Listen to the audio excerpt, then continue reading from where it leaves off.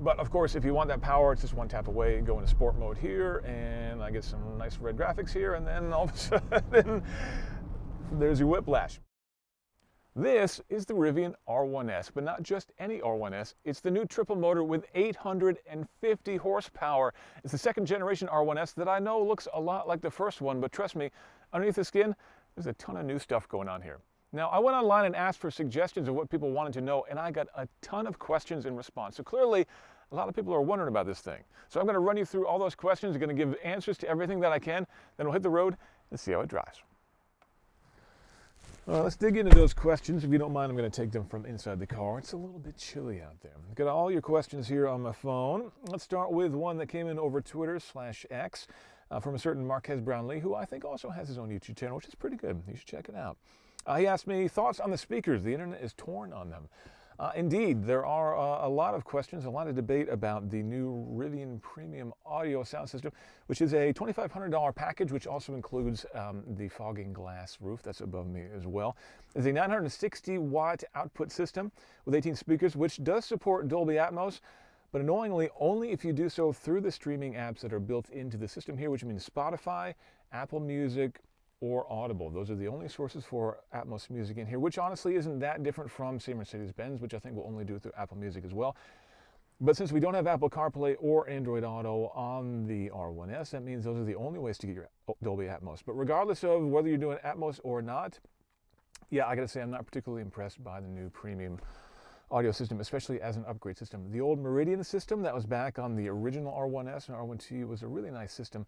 This one, not so much. Now, I'm not going to play anything because A, it wouldn't matter, and B, because I don't have the rights to be playing this music. But I have a list of songs that I play through when I'm evaluating sound systems in cars. And one of my favorite to listen to is No Excuses from Alice in Chains. A, because it's one of my favorite bands from the 90s, and it's a really good song overall. But B, because the way it's recorded, it's a really punchy song. You've got a lot of high-end stuff, whether it be the lyrics or the rhythm guitar is really strong and punchy. You've also got a nice bass line that plays through there as well. But it's really the percussion that I think is the most important part of this song. That really helps you to figure out whether or not a sound system can handle well-defined, sharp sounds like that. And here in the Rivian, everything just feels a little bit muddy, a little bit flat. I went through the fader and the balance system here, and I went through and played with the EQ a little bit. And it does help if you go into the rock setting, which gives you a little bit more treble and a little bit more bass. But ultimately, the bass feels flat, the treble feels flat, everything honestly just kind of feels flat. And that is pretty disappointing. There is talk about software updates that might make this sound a little bit better, but honestly, I think there's only so much that you can do with this system. And I'm a little bit disappointed, especially given that this is a fairly expensive system as packaged in with that bundle. Whether you should get this system or go with the base one and add your own system, that I'm not sure. But my opinion is, Marquez, unfortunately, this is a pretty disappointing system, especially, again, given how good the old Meridian system used to be. Next up, from Mike on Facebook, what's the towing range with an 8K enclosed 20-foot trailer? Well, sorry to say, Mike, max rated towing on the R1S is 7,700 pounds, which means that you're out of luck to begin with. But a good rule of thumb when towing with an EV, or honestly with any vehicle, is to expect 50% of the efficiency that you got normally, whether that be gasoline or whether that be an electric. Since we're talking about 371 miles of range in this in theoretical EPA conditions, divide that in half, you're talking about 180, 190 miles of range towing. And with an enclosed trailer, you know, that's a big trailer, but it is enclosed, so a little bit more aerodynamic than if you're towing a tractor or a boat or something like that. So ballpark, you know, 160 miles to be safe, 180, 190 probably if you are driving efficiently. But again, 7,700 pounds is the max, so 8,000 pounds, you are out of luck. Paul on Facebook says, looks great in that color. I totally agree, especially with the aero wheels. It looks pretty low in that spec. How is the ground clearance? Also, when can I drive one? Well, first of all, you can drive one right now. They are in dealers now. This does have adaptable air suspension, so you can go up and down to your heart's content. Maximum ground clearance is 14.9 inches, which is very generous for an SUV of this size, a three-row SUV. I've done a lot of off-roading time in both the R1S and the R1T, and I am never not impressed by the amount of clearance. Every time I go off-roading and I'm driving through ruts or mud or approaching a large rock, and I think for sure I'm going to clobber that thing with one of the differentials or some part of the underbody protection, and every time I clear it. So 14.9 inches is the official number. The unofficial number is plenty, in my opinion. Justin B, I think this is also on Facebook, says, these are great vehicles. How do you feel about 800 plus horsepower electric SUVs? And how do you think the consumer market feels about them? Justin, very good question. I feel like 800 horsepower is a lot for any vehicle, never mind one that's as big as this. But ultimately, there seems to be excitement and interest for vehicles of this performance. Honestly, though, for me, I'm less excited about the sheer numbers, the acceleration, the less than 3 seconds 0 to 60 time that you can get out of a vehicle like this. And I'm more interested in what you can do by adding more motors. So this is the tri-motor configuration, which means we've got one motor up front driving both the wheels with a standard open differential up there, which you can use braking to vary your torque left and right, basically. But out back now with the tri-motor setup, we've got two motors out back, which means this thing can vector torque very efficiently across because you've got one motor for each wheel back there. Whether you're on-road or off, that should help the handling dynamics. It does help this thing to corner more efficiently, or more eagerly, I should say.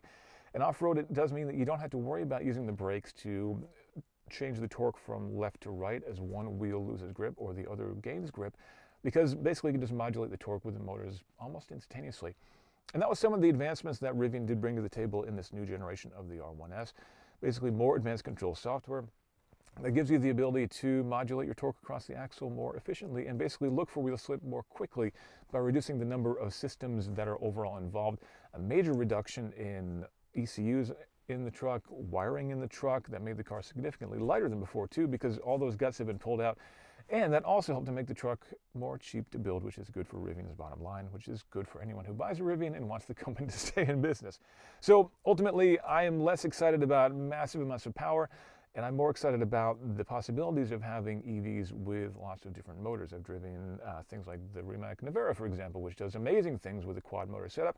There is a quad motor version of this coming as well with over 1,000 horsepower, 2.5 seconds 0 to 60.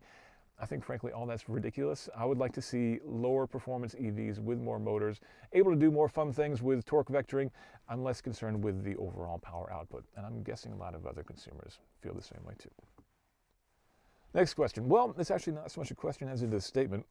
Someone on Mastodon with a username who's very lengthy and was all numbers said, range is the only metric that matters.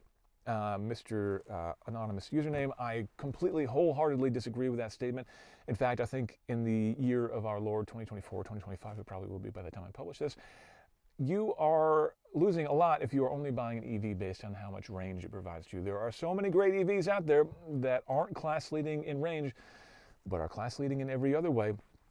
371 miles, well, that doesn't necessarily compare to the maximum range of any SUV on the market. It is up there though. But ultimately, the other attributes of this machine that it offers, including the incredible off-road performance, way better than the Cybertruck or just about anything else in the EV market right now. The level of quality in this interior, the lovely wood grain that we have on the dashboard, for example, the comfortable seats, and the nice app quality, for example, so I can precondition this thing and make it nice and warm and toasty even on a cold day like this before I get into it.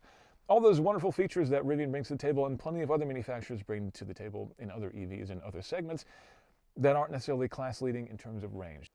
So again, if you are talking about buying an EV and the only thing you're looking at is the range, you, my friend, you're missing out. Next question from Slim Clickums on Blue Sky, which is a wonderful name.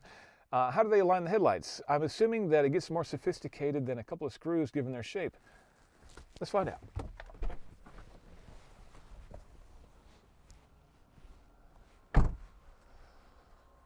All right, I had to do a little Googling to figure out how to do this, and it turns out if you pop this panel off, which apparently used to be held on with magnets in the original version, but now is held on by plastic clips, you can expose some screws on either side. There are yellow screws here which you can turn to adjust the alignment of the headlights. So that's how you do it if you want to. But honestly, if you're still under warranty, I would probably recommend you just take it to the Rivian Service Center and let them do that for you. Now, while we're talking about headlights, these are the new headlights which are part of the changes in the second generation R1S. These are now active matrix headlights, which means that instead of having just on or off, they can kind of phase in or phase out and kind of block out things that you don't want to be lighting up, like, for example, the car ahead of you or an oncoming car, but you can keep everything else nice and bright, and they work really well. They're not quite as advanced as some of the higher-end active matrix headlights I've seen on Porsches and Mercedes-Benz and that kind of thing, but honestly, they're really good, and it's great to see this technology finally coming to American roads. While we're here, we'll also talk about the trunk, which can not only store your plastic clip here, but has 11.1 cubic feet of storage, which is actually quite a bit. You could put a fair amount of groceries under here without too much trouble. And underneath, there's another set of storage compartments under there. This is a first aid kit. You can put your charger cable down there, that kind of thing. There's also 2 mesh pockets on the back here. One of them's got my NACS adapter here, which I could use if I wanted to hit up a supercharger, for example, or use a Tesla destination charger.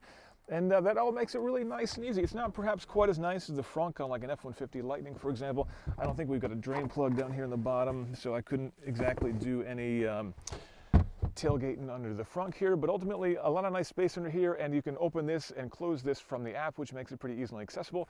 Walking out of the grocery store, hit the button. By the time you get to the truck, the frunk will be open.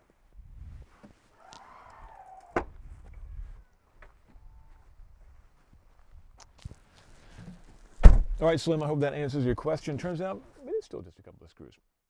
Next question, we've got Paul Allen K on Threads asks, I want to know if you report it stolen tonight, will you get in trouble? And can I please have your home address? Yes and no.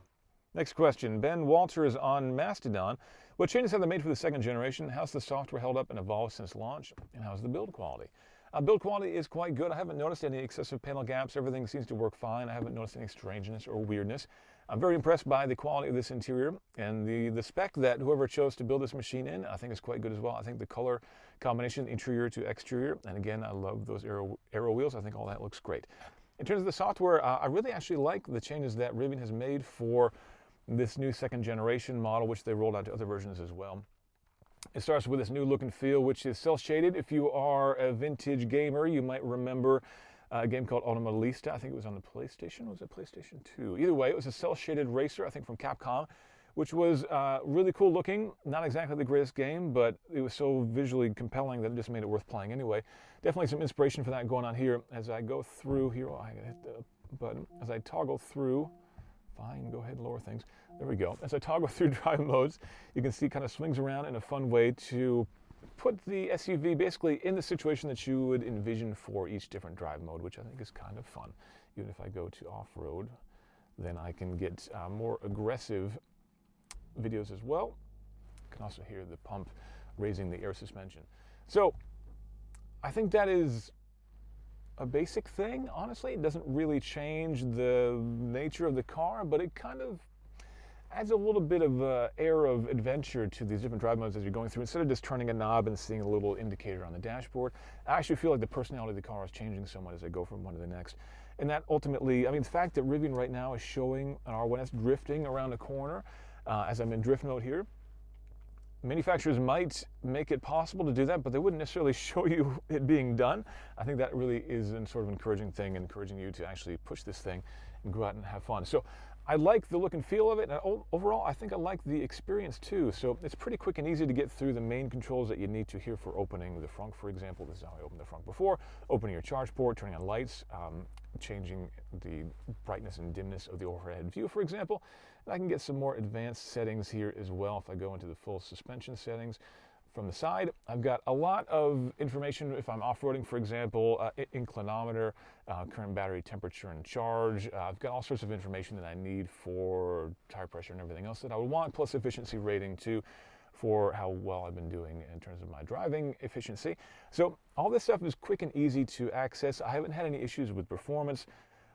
The only issue with the software is the fact that they have decided to not implement Android Auto or Apple CarPlay, and that to me is a major bummer.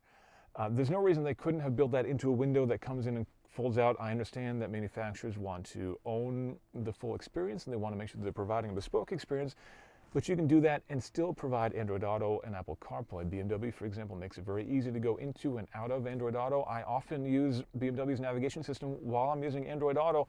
There's no reason to be exclusive one or the other. The fact that Rivian has decided to not implement those, and it was a decision, means that I don't have access to a lot of the media devices. My favorite podcast app does not work on here. I have to do Bluetooth pairing to get that. I use YouTube Music. Again, if I want to get my YouTube Music, I've got to control it on my phone. And if I want to do voice communication, if I want to do texting, that kind of thing through my phone, again, I can't do that because I don't have Android Auto. And that is a big bummer. Same thing for CarPlay. But anyhow, overall, yes, things are very good. I like the nature, the responsiveness, the design of the software. I just wish it had Android Auto and Apple CarPlay. Next question from Spirit J on Instagram. What's the interior quality like? We've already discussed that. Charge curve. Charging is actually a very nuanced topic that takes a long time to test and mostly a lot of time. And so I'm going to leave that to some other channels here on YouTube, especially Out of Spec Studios. I know they've done a lot of testing for the new Rivian. I'll link to some videos down below that gives you some idea there. And real world range, again, 371 miles is the official rating. Where I am right now, it's quite a bit colder than that. We've been down flirting below freezing, and I'm at about a 70% charge. It's showing 265 here. In my earlier range testing, I saw about 2.2 miles per kilowatt hour, even on a cold day, which is pretty good. So you're looking at maybe a loss of about a third of range from what I've seen so far, but again, that's pretty rudimentary testing. I've not done a full range test with this vehicle, so your mileage may literally vary. John Velasco on Instagram also asked about range. Please tell me it gets at least 2.5 miles per kilowatt hour efficiency.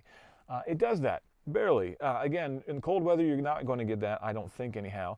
But the official rating is 2.65 miles per kilowatt hour, so that doesn't mean you're above that. This has the 140 kilowatt hour, the big max pack. So again, that 2.65. In my testing, again, over 2 in a range test. As I've been driving it since then, doing a little bit more performance-oriented driving, we slipped down below 2, down to like the 1.75 miles per kilowatt hour range. But again, I've been driving a little bit more aggressively since I did my range testing. Let's see, John Fingus on Instagram asking whether or not I can put a stroller and lots of groceries in the back. Let's go see. I don't have a stroller. We can check about the groceries.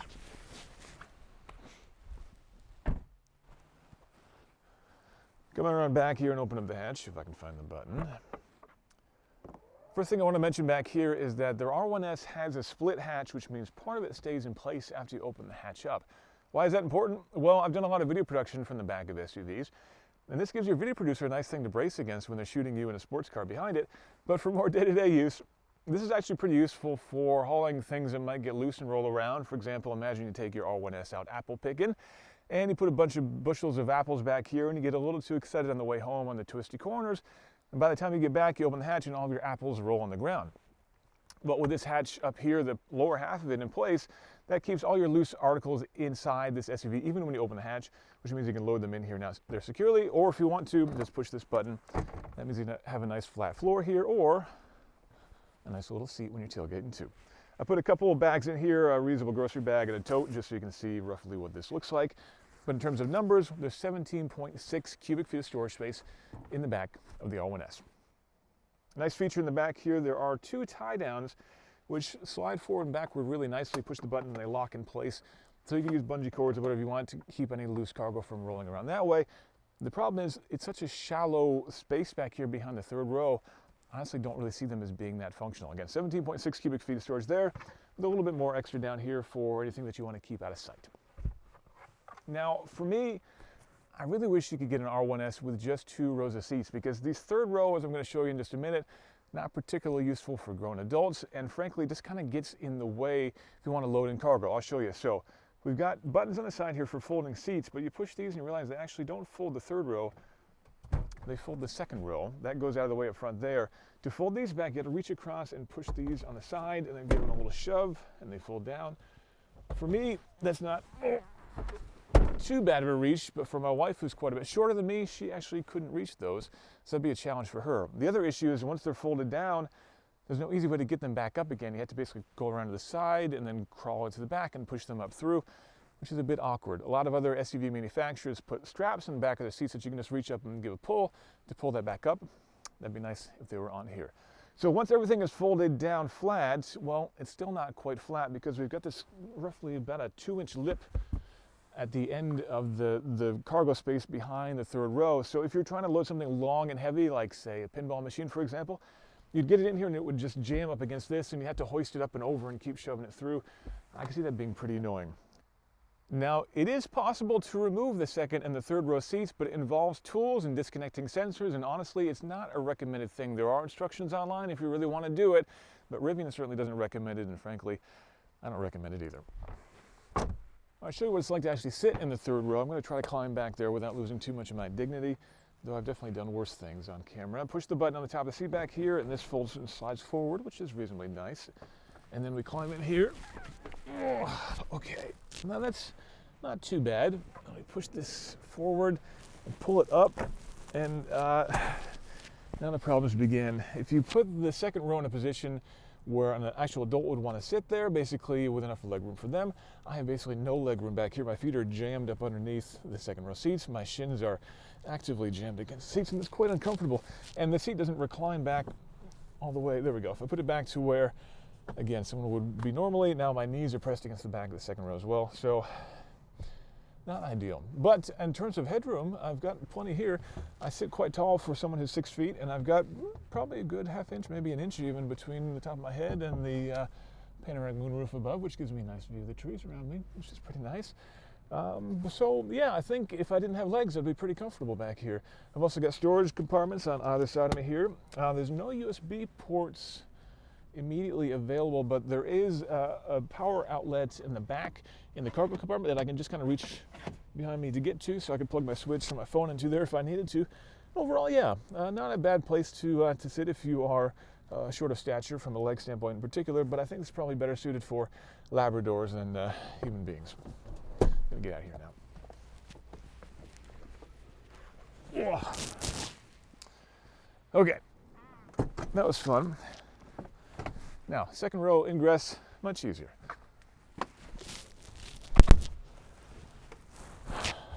This is much better. This is definitely much better. I've got a little bit of bolstering this side here, so if my driver is getting aggressive, I won't go flopping back and forth too much into the lap of whoever's sitting next to me here. There is seating for 3 here, so we've got 2 in the back, 3 here in the middle, and 2 up front. You can check my math, but I think that goes up to 7 people total. And 2 adults here with no problem at all. 3 might be a little bit tight, but wouldn't be honestly too bad. In the middle here, we've got a bit of a divider with cup holders, of course, in your armrest. I've got storage compartments as little mat pockets behind the seats. Kind of slender cargo compartment in each door card, which would be big enough for a water bottle and a video game console and some reading material, that kind of thing, but not a whole lot. In terms of power, I've got 2 USB-C ports here in the center console and another USB-C port behind the seat, one on each of the seats here actually. This is designed basically so that you could have a kind of a BYO rear seat infotainment system, plug in your iPad or whatever and clip that on the back of the seat ahead of you if you want to. But yeah, overall, nice accommodations. I've also got a touchscreen here in the middle that I can use for controlling the seat heaters. I forgot to mention there's heated seats in the rear, which is pretty nice, but heated seats on the outboard on the left and right here as well. Plus, I've got control over pairing things for Bluetooth, and I've even got a little compass in here in case I'm really lost, I guess. And now back in the front row, this is definitely the most comfortable place to be. These are the most comfortable seats in the vehicle. They have really comprehensive power adjusting, which is nice. And I've got heating and ventilation here, although I'm sorry to say neither is exactly class leading. The heating is pretty good, but not quite up to, let's say, Volvo standards of butt roasting nature. The steering wheel, well, that is warm, but not hot. I like a really hot steering wheel. I've got a little bit of arthritis going on, and a hot steering wheel makes me much more comfortable on a cold day. And this is tepid at best. But overall, very comfortable seating up here in the front. Good visibility around, good headroom, good shoulder room, and a nice place to cover a lot of miles. Let's say 371 miles. Next question. Actually, okay, I've got a lot of questions here. Daniel Golson on Instagram, Ben Morris on Twitter/X, and Kaylee Hearn on Twitter/X all asked for some impressions on how this thing compares to the first generation R1S when it comes to the suspension. That was something that Rivian has changed slightly. And to talk about that, maybe it's finally time to get on the road.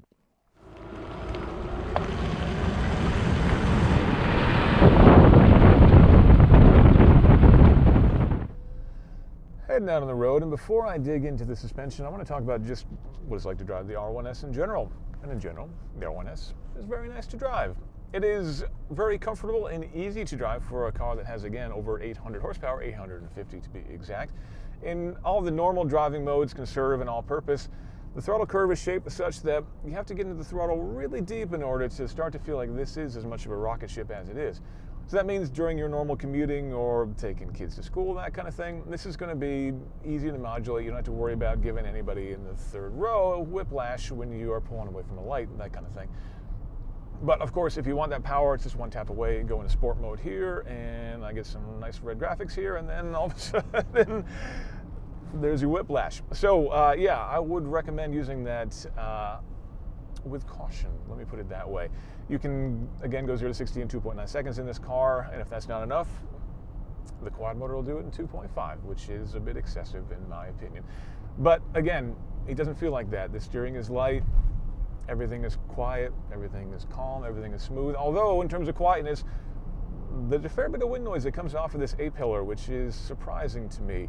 It's certainly less than you'd get off of any other big 3-row SUV like this, and overall the NVH in here is quite good, but I just can't help but notice that wind noise coming off there, especially at highway speeds.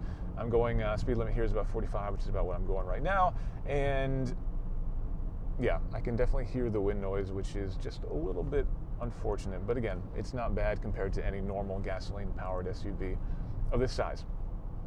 Also easy to use, the software here, all the main controls that I need are positioned on the left, so I can very quickly go through the different drive modes. I can change the ride height if I want to, the regen, that kind of thing. Speaking of regen, I've been driving this in high mode, so that is your maximal regen mode, basically a one-pedal mode, although it doesn't act like one-pedal mode in a lot of other cars. I'm going along now with my foot on the accelerator to maintain my speed. If I take my foot off, it coasts for just a moment and then it begins to decelerate. So there's again a subtle curve that's been applied to the application of the regenerative braking, so that it isn't kind of a jerky sensation so that as soon as you take your foot off of the gas, the car immediately stands on its nose. Again, that's something that will make your passengers much happier, especially those in the way back. I think that makes it easy to modulate and easy to use maximum regen, again, without making everybody in the car sick. But if that's too much for you, you can go down to standard mode, which gives you kind of a medium amount, or you can go to a low mode where if I take my foot off of the accelerator, it does still regen, but at a very gradual rate.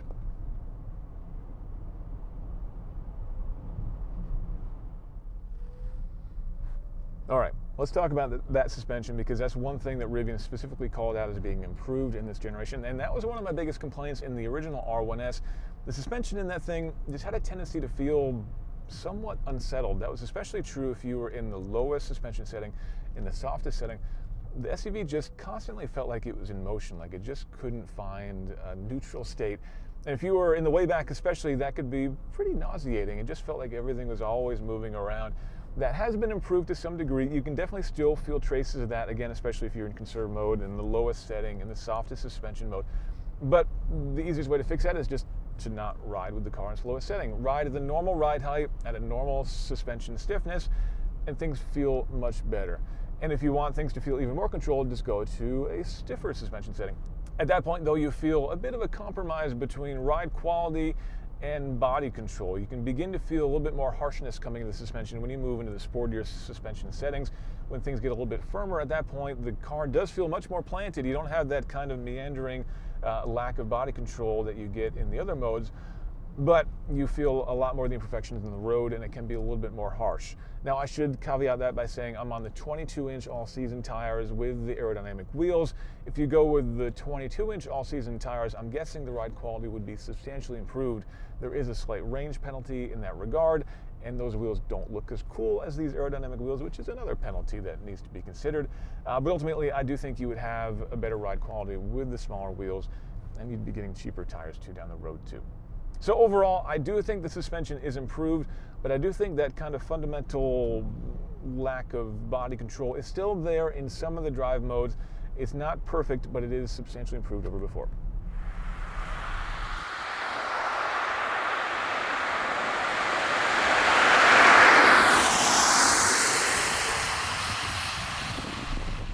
So I've been doing a lot of nitpicking about the sound system, the lack of Android Auto, the suspension perhaps as well, but I don't want you to think that I don't like this car. In fact, I like the Rivian R1S a lot.